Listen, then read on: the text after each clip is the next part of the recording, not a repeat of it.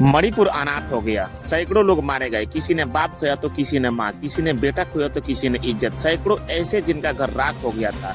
हजारों लोग ऐसे रहे जिनके घर से छत छिन गई। हजारों लोग बेसहारा हुए, हजारों को अपना घर बार छोड़कर कहीं और जाना पड़ा। अभी भी कुछ ऐसे लोग हैं जो हर पल डर के साए में जी रहे हैं। हजारों लोग को इस बात की उम्मीद थी कि कभी तो वो सुबह आएगी जब मणिपुर की चैन की सांस लेगा, मणिपुर में शांति की शहनाई गूंजेगी, मणिपुर भी मुस्कुराएगा। लेकिन आज हम बड़े अफसोस के साथ कह रहे हैं कि मणिपुर अनाथ हो गया। जी हाँ दोस्तों, अनाथ हो गया। वहाँ राष्ट्रपति शासन लग गई और ये कोई बताने वाला भी नहीं है कि तुम्हारा मुकद्दर कहाँ जाएगा। मणिपुर को कोई बताने वाला भी नहीं है कि हम तुम्हारे धड़कते सीने की हर सांस को चैन से भर देंगे। हम तुम्हें यह भरोसा देंगे कि मणिपुर वाले तुम सुरक्षित हो। कोई नहीं बचा जो मणिपुर वालों से यह बात कह सके। तुम्हारे घर नहीं फूके जाएंगे, यह आश्वासन देते हैं। हम कहते हैं कि तुम्हारे बच्चों को सीने में कोई सुराख नहीं करेगा, कोई तुम्हारी सांसों को नहीं उखाड़ेगा, क्योंकि मणिपुर में सरकार ही नहीं है। मणिपुर अनाथ हो चुका है। मणिपुर में राष्ट्रपति शासन लगा दिया गया है। संभवतः ऐसा पहली बार हुआ है कि अपने ही दल के मंत्री नेताओं ने अपने ही मुख्यमंत्री को हटाने की गुहार लगाई।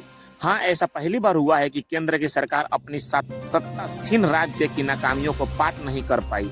ऐसा पहली बार हुआ कि महज 38 लाख की आबादी वाले राज्य को चाहकर भी कोशिश कर शांति न दे सका। मतलब मोदी सरकार के 11 साल के कार्यकाल में ऐसा पहली बार संभवतः ऐसा हुआ है कि अपने ही स्टेट में राष्ट्रपति शासन लगाने की बात कही गई और यह मणिपुर से लेकर दिल्ली तक की छवि को धूमिल कर रही है। ऐसा पहली बार हुआ है कि केंद्र सरकार और राज्य सरकार दोनों बेबस है, बेचारा दिख रही है। ऐसा पहली बार हुआ कि इसलिए भी हम पहली बार कह रहे हैं कि मणिपुर अनाथ। देश में यह बड़ी हैरान करने वाली बात है कि चुनी हुई सरकार के रहते हुए राष्ट्रपति शासन लग गया। अपने ही विधायकों ने विरोध कर जनता का क्या कर सकती है। जनता वोट की चोट से सरकारें बदलती है। जनता ने पिछली सरकार को भी आजमाया, इस बार सरकार को पूर्ण बहुमत दिया, लेकिन कहा जा रहा है कि सरकार के खिलाफ विश्वास मत आने वाला ही था। नाराज गुस्सा बीरेंद्र सिंह के खिलाफ।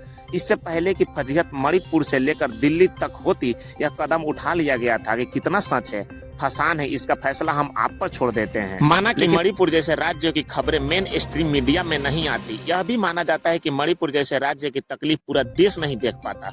माना कि मणिपुर का दर्द अपने ही आप जब्त कर लेता है। सब मान लेते हैं हम, लेकिन यह कैसे मान ले कि यह एक राज्य मर रहा है और बचाने वाला भी कोई नहीं है। दोस्तों, अगर ऐसा ही चलता रहा तो मणिपुर का आंसू पोंछने वाला भी कोई नहीं आएगा। इस सब पे आपकी क्या राय है, हमारी कमेंट सेक्शन में जरूर बताएं और ऐसे ही न्यूज चैनल के माध्यम से जुड़ी हर एक खबर पाने के लिए हमारे यूट्यूब चैनल को सब्सक्राइब